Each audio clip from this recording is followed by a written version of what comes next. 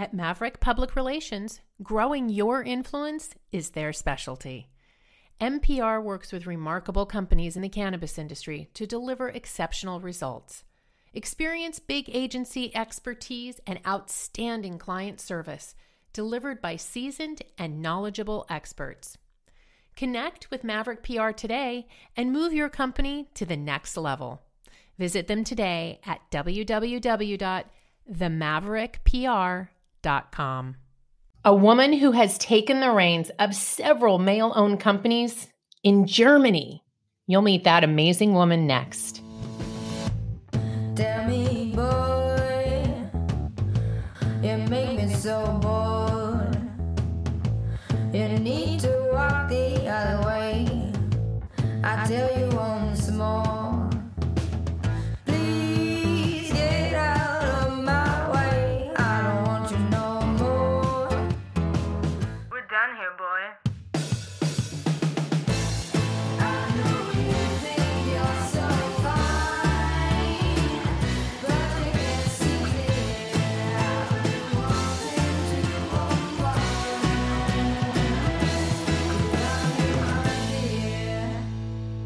Welcome back to Women Leading in Cannabis, where we go deep and get real with the pioneering women shaping today's cannabis industry. You can find us on the PodConx networks on iTunes, Spotify, and Pandora. And if you like what you hear, subscribe to Women Leading in Cannabis. I'm your host, Kyra Reed. I'm here today with Anna Kouparanis, co-founder of German cannabis holding company, Bloomwell Group. Welcome to the show, Anna. Hi, Kyra. Thanks for having me. Anna is the owner of Algia Care, Europe's leading cannabis telemedicine company. Over the past year, Anna has spearheaded initiatives to grow Bloomwell rapidly to almost 200 employees and has led the company to record-breaking revenues. Anna has been one of the few top-level female executives who've taken the reins of several companies in the male-dominated and highly regulated European medical cannabis market. In October 2019, she was the first woman in Germany to found a licensed wholesaler for medical cannabis. Anna still manages the company and operates as their CEO, in addition to co-founding Bloomwell in 2020. Wow, Anna, I cannot wait to dig in and hear your story. But let's get started with how you got started in the cannabis industry in the EU. It is not a cannabis-friendly environment, and you are taking the reins of several companies. How did this all start? Yes, so actually my brother and I, or my family, has links to California. So my mom is actually American. We have family in San Diego. And so as children and young adults, we always obviously had vacation time there. And we got to know the legal market there, and we saw what's happening in California. And this really brought us to the market and brought us to think about what would happen if that or something like that, like a medical market, would be possible in Germany, in our country. And so in 2017, actually, exactly this happened. So my brother was the first one to go into the industry in 2017. I was still a student. And then in 2018, he founded his first company in the medical space, and he also chose me as his first employee in this company. And this is how I got to get into the field of cannabis. And then in 2019, as you mentioned, I founded my own company because after being there at this company and getting to know the market, really teaching myself about the regulations. It's not a very easy subject to actually start in after you finish your studies and you go from the theoretical part to the practical part. But I figured out after that year, I really want to be in this industry. And this is where I am passionate about. And these challenges that are facing me on a daily basis are exactly what drives me every day.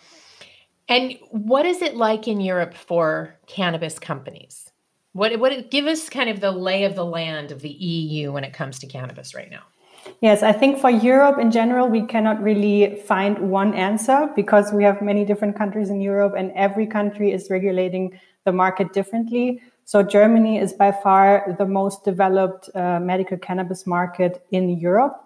And then we have a few other countries like Denmark, the UK, Portugal is a very big market for the supply of medical cannabis. So again, the landscape always changes in terms of, is the market or is the country more towards supplying medical cannabis, or is it more a country that actually favors the distribution of medical cannabis? So Germany was for a very long time a country where distribution was in favor, but not actually growing the cannabis. But that changed.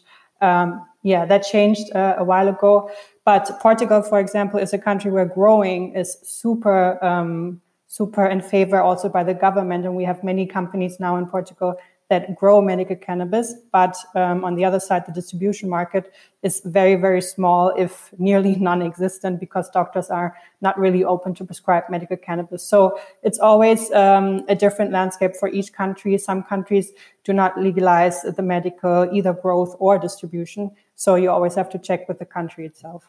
So what is it like being a woman in the cannabis market? And, there's the perspective of the EU, but then there's also the perspective of Germany. And I want to give a shout out to my friend and activist, Lisa Haag in Germany, who is always advocating for women there.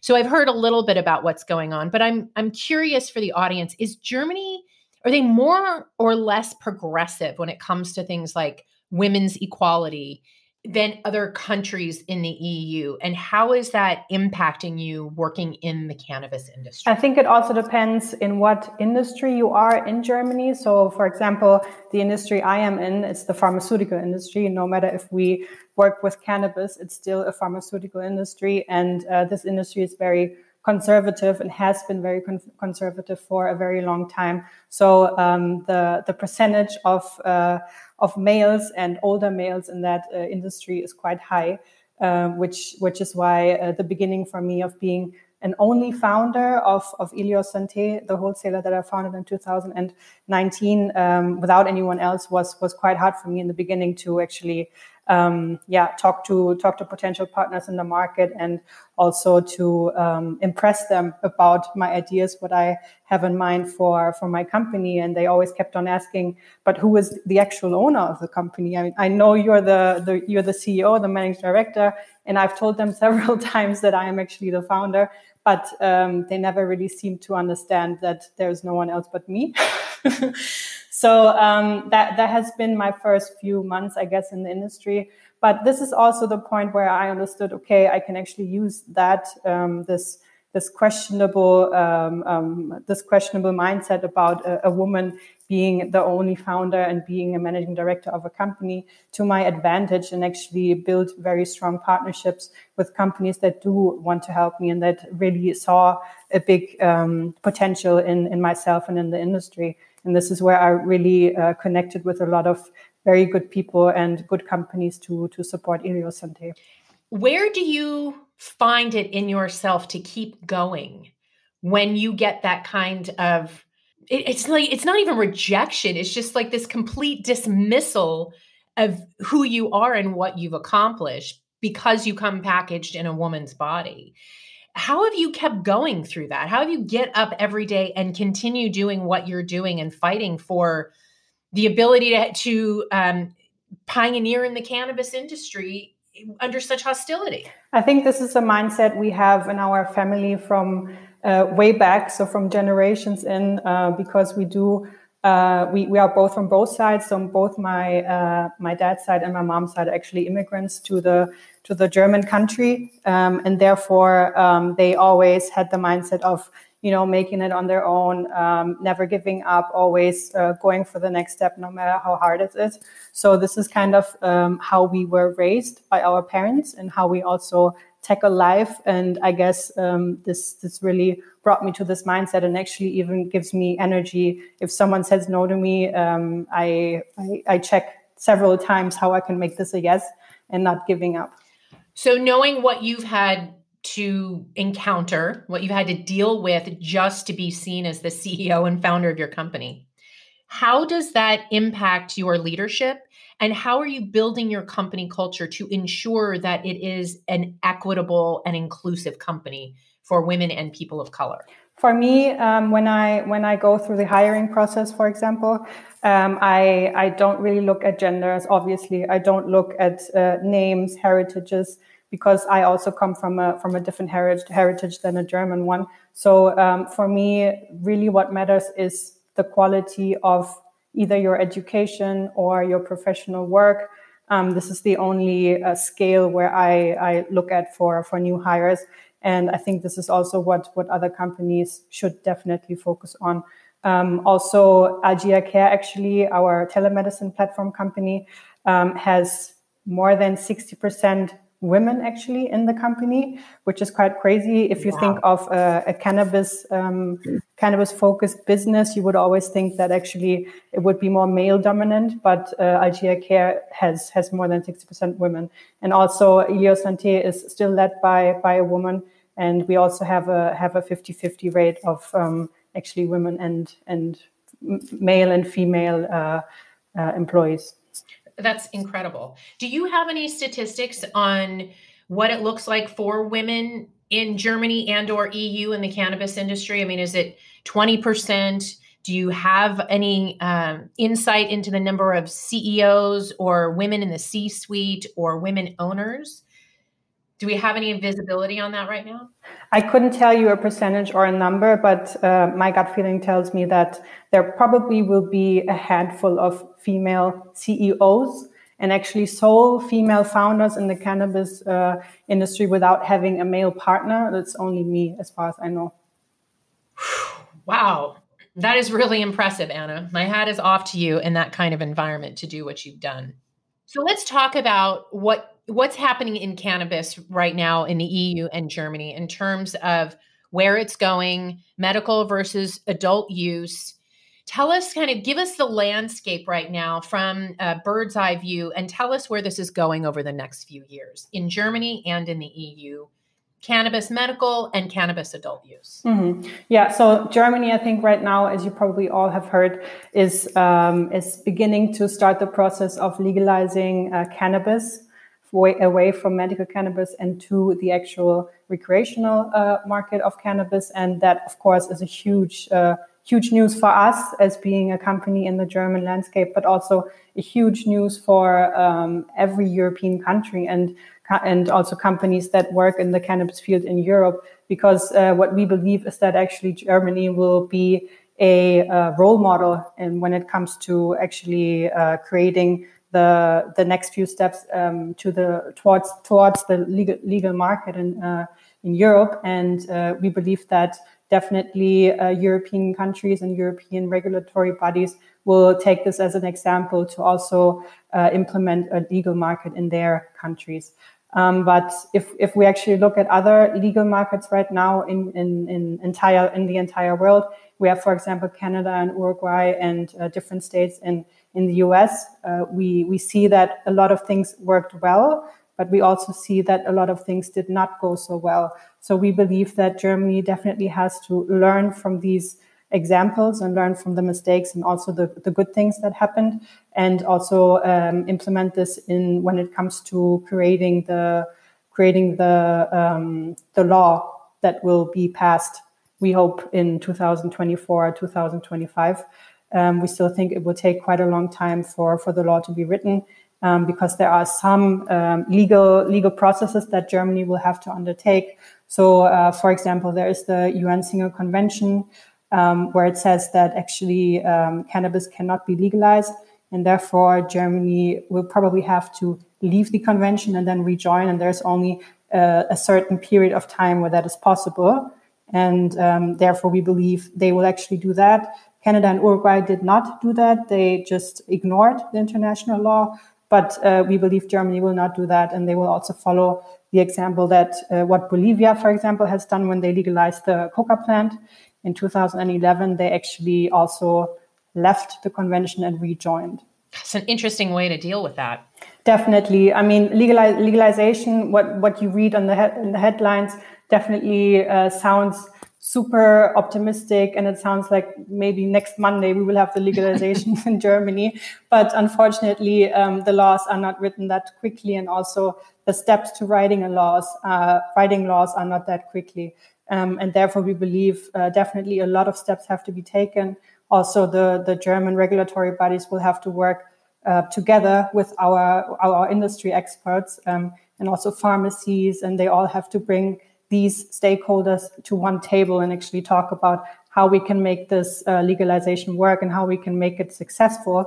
Because we don't think that a legal market only is the final goal, but also how it is legalized is very, very important to make the consumers and make the state happy. What is the general sentiment in Germany around cannabis? Is it largely in favor, largely against, okay with medical, but not rec? What's the temperature of the German people right now when it comes to cannabis? We see that more and more the society is actually opening up towards the topic of cannabis in general, not just medical, but also the legal recreational cannabis. So we definitely see that there's a shift in the society. We see that as a great input for us and as a great input for the future. So definitely it has shifted from, let's say, 5 years ago to now. It's a huge difference. 5 years ago, when the medical market actually became legal, nearly no one actually knew about the benefits of the plant. Everyone was still thinking about it as the typical, drug, the negative connotation of a drug. And therefore, this has been a huge impact as of now, because also politicians talk about it in a positive way right now for the first time, actually. So we definitely see a big change. And so do you think that it's happened because of advocacy and education, or are there other factors at play that have suddenly put Germany in a position where there's an openness to it? I think it's both the advocacy and the educational part of it, also learning from the medical market and seeing how big of an industry this can be. And also from an economic perspective, obviously for the state, it's not the baddest idea to have a legal market in Germany. It will also give a huge income in terms of taxes to the state. They're also talking about how the prices will be taxed, and there again, you have a lot of ways to either make it a good legalization or make it a bad legalization. For example, again, taking into account what happened in California, where you have a lot of taxes in every value chain, basically, where product is pushed through. And therefore, the prices are so high that, the consumers are not really interested in the legal product. They either still want the medical product or, which is even worse, they're buying it in the illicit market. And this is exactly what we do not want for Germany. So obviously the state will have to make money, but we will have to take into account that too much taxes will actually push the consumer again to the illicit market. And this is actually what the government wants to fight, obviously. Well, fortunately, you have states like California where you can learn huge lessons in how not to do things, right? Exactly. But I mean, also California has been actually the first state in the US to go that route. So obviously, always the first one to make the move is always going to make mistakes. I guess unless they don't learn from their mistakes, it is okay to make mistakes. Okay, well, speaking of mistakes, Germany has the ability to look at not just the U.S. as a whole, but each individual state and how they're dealing with their new laws. So what is that doing for Germany in terms of things like social equity, in terms of equality, in terms of expungement of records and decarceration of people who are in there because they're related to marijuana crimes? There are a lot of other issues that have to be taken into consideration. I mean, taxes is, of course, number one, but there's a long list of other things that have to be put in place to really protect your industry. What's being done? Where are you looking to for advice and guidance on how to make those right decisions? And do you feel like Germany's on the right track with a lot of those? I think as of now, the government hasn't really thought of these points yet, or at least if they have thought about it, they did not communicate this. Because everything that has been communicated is basically like two sentences of, yes, we want to have a legal market, and yes, we will have kind of dispensaries. But these dispensaries are also not defined if it's going to be linked to a pharmacy, if it will not be linked to a pharmacy, what licenses you will have to get, and what agency will be giving out those licenses. So you basically don't know a lot about the legal market. So I think in terms of what the government really will do, it's too early to talk about it. But obviously, we can again look at some states in the US that actually have tackled this problem and actually said that that everyone who is in prison or has been charged with a felony connected to cannabis is no longer a felon, but is so the people that had a felony connected to cannabis are expunged. Are you ready for liftoff? Don't miss Canada's #1 cannabis conference and trade show, Lift & Co. Expo, coming this May 12th through 15th to Metro Toronto Convention Centre. Level up your industry intel at the Lift Cannabis Business Conference. Plus, connect with movers and shakers from across the cannabis industry and preview new products and services from 250 plus exhibitors. Plus, everyone loves Lift & Co. Expo's prizes, live music, and more. Visit liftexpo.ca for tickets. That's liftexpo.ca. When Canada went rec legal, adult use legal, they were flower only. And it took a long time for concentrates, topicals, and edibles to enter the market. Do you see Germany going that kind of route, kind of releasing flower, seeing how it does in the market? Or do you see them building the industry all at once with all verticals and welcoming different kinds of products and makers into the system at one time? Or is there going to be a slow rollout? I believe that actually it would be both extracts and flowers, because as we see in the medical market now, actually doctors are more and more favoring the extracts, because in terms of the prescription and in terms of the therapy, it's just a better way for the patient to use cannabis. So I believe that the German regulatory body will also take that into account. But what could happen and what will potentially will happen is that there's going to be a maximum THC level of legal cannabis, let's say to 20%, and everything above that will be a medical market. This also happened in the US in several states. So we believe that will also happen in Germany. But again, it's just nothing is written down. It's just a speculation that we have. How did COVID impact the cannabis industry and the women working in it? You know, in the United States, what we saw was cannabis became an essential service. And then watching those tax dollars roll in, neighboring states or neighboring jurisdictions in a legal state who had not yet accepted cannabis within their jurisdiction said, okay, we're going to change our minds now. And we saw a dramatic increase in the willingness to legalize cannabis, either locally or in new states. How did that impact? How did cannabis or COVID impact cannabis in Germany and in the EU? And, you know, here we know that women really lost a foothold in the workforce during COVID. What was that experience for women in Germany and the EU? I think especially for us being a company that has been founded in the beginning of the COVID pandemic in Germany in June 2020, we have actually founded the company from home office. So all of our new employees were onboarded through home office. And actually that also brought us to the idea of making Algia Care a telemedicine platform. So before that, we were just thinking about normal practitioners where doctors would work and would prescribe medical cannabis.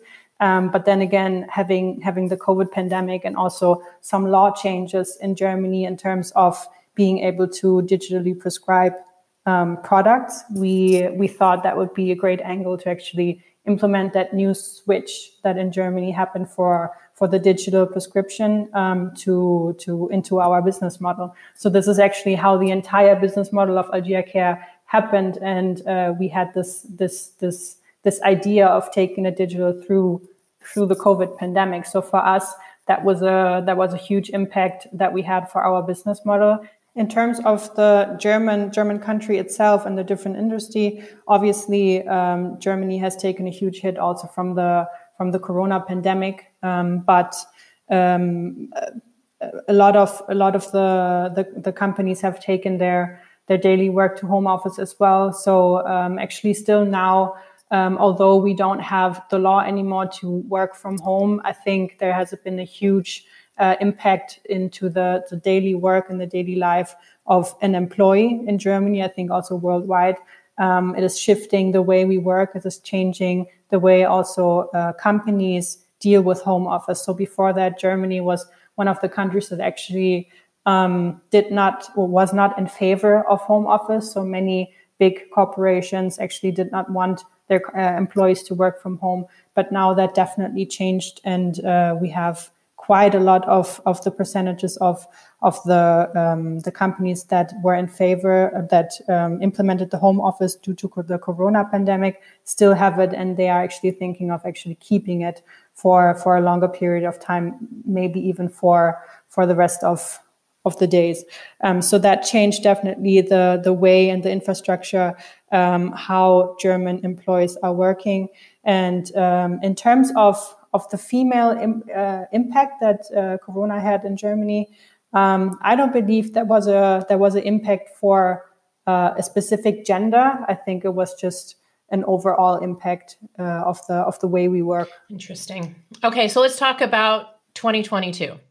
What are you excited about for Bloomwell, and what are you excited about coming up in the cannabis industry this year?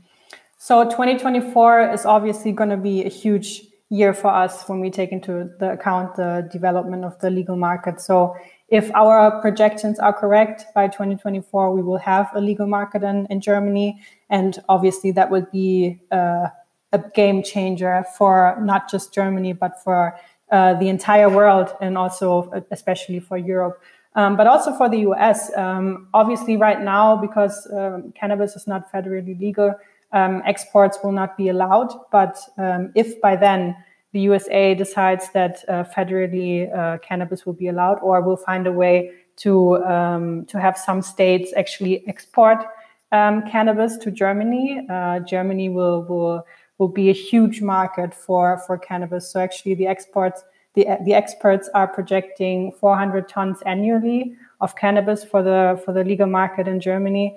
And obviously it will not be possible to cultivate that much in Germany. So we will need imports to actually supply the big demand that is actually that is projected. So for example, looking into California, Oregon, all these states that actually have so much cannabis right now, they don't even know where to put it, because they cannot export even to different states. That would be a very interesting target for us to get high quality product from also a market where growing has been a tradition for so long. So we believe it will shift not just the European landscape, but the landscape of the entire world. Wow, I just can't imagine Germany being federally legal before the US. Yeah, could happen. Could happen. It could happen. I mean, Uruguay became legal before the US, but that's really very exciting. Yeah, but again, it all depends on how it will be legalized. So we hope that Germany will take all the right steps and will listen to the industry experts that will give them all the guidance that they need. And if they implement the legalization the right way, Germany will be a benchmark and a blueprint for all other European countries, and also globally to implement a legal market in the right way. What are you excited about for Bloomwell this year? Bloomwell is also targeting a lot of new projects. Actually, we founded a new company that I cannot disclose too much about right now, but we have a lot of new projects coming. Also, the other daughter companies that we have, so Ilios Santé and Algia Care, we are growing a lot. So in the beginning, you said something about 200 employees. Right now, we are 240. So again, from the time we gave you the info to now, we have grown a lot again. We are still working on actually making medical cannabis more accessible in Germany. As you mentioned, Algia Care is a telemedicine platform for prescriptions. We have more than 80 doctors right now working under the umbrella of Algia Care. And the reason why we founded that is because in Germany, there's still less than 2% of the entire doctors in Germany are prescribing, or at least have prescribed once, medical cannabis. So still there is a lot that has to be done in the market. And I think we can also learn from the medical market it's been 5 years. And if we look at all the development that has happened from 5 years to now, it's not much. So the market is still very, very, very underdeveloped in terms of accessibility, and a lot of the companies have actually focused on the supply side of the market. So we do have a lot of product right now in the market, but if you look at the numbers, we actually have too much product in the market. So this is also now shifting from having no supply in the beginning to having oversupply right now. So what we will have to do is we have to develop the market further to actually be able to make medical cannabis as a therapy more accessible for both patients and for doctors. So we are also taking into account to talk to the insurance companies to also understand a bit better how they will be able to also cover more of the costs, and also be more in favor of the reimbursement plans for medical cannabis, and what we can do as a group, because our strategy is to be as vertically integrated in the medical cannabis field as possible. And we believe that will be a huge insight for the insurance companies as well. That's interesting. In California, our medical market all but disappeared once adult use came in. It will be very interesting to see how Germany straddles both industries. Yes. I mean, if you look at Canada, pretty much the medical market has stagnated. So it didn't really grow a lot further, but it is still existent. But again, it also depends on how high the THC levels will be, what the pricing will be, what will happen with the reimbursement plans. If the insurance companies will open up and will reimburse most of the cannabis therapies, then there will be no reason why patients should not be patients anymore and actually pay for the medical product. So there will be a lot of key factors that will decide on whether the legalization will be successful or not. So I really want to acknowledge what an incredible thing you have been able to build, that in an environment like this, you've added 40 new staff in a short period of time. I mean, that is no small feat.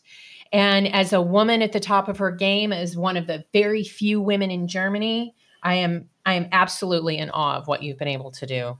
Congratulations. Thank you very much. Where can women reach you who want to know more about you and Bloomwell? So if you just go on our website of the Bloomwell Group, you'll find a lot of information on us and also on our daughter companies. So either if you are interested in the wholesaler side, in the medical side of the business, then you would want to hit the Ilios Santé button. If you're more into the doctor perspective and you actually want to learn more on the therapy, more on the product itself, and on symptoms and diagnosis that would actually make it possible to treat medical cannabis, then you would want to hit the Algia Care button. And if you're more interested into the overall strategy of our group, then Bloomwell Group website is the place to be. Awesome.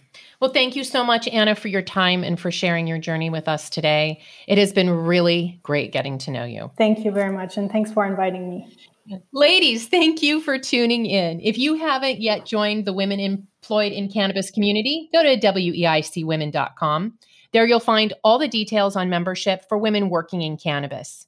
WEIC is a community that provides networking, mentoring, and support to women working in cannabis in the U.S., Canada, and around the world where there's an interest in cannabis legalization, like Germany. We welcome women who are currently working in cannabis or curious about taking a leap into the industry.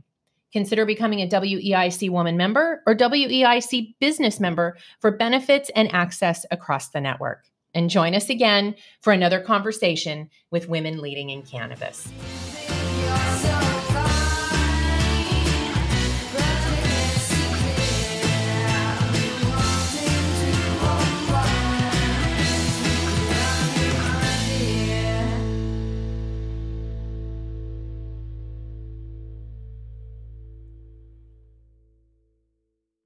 Hi, I'm Gary, and I invite you to discover the Cannabis Podcast, a bi-weekly podcast focused on a Canadian's cannabis culture. I would be the Canadian, and my cannabis passion and culture has been building for 5 decades. I share that passion for this wonderful plant in every episode, through conversations with cannabis advocates and enthusiasts, stories about the ever-changing legal environment, and some hands-on testing of product in a segment I call Cultivar Corner. The Cannabis Podcast. A Canadian's cannabis culture, one toke at a time.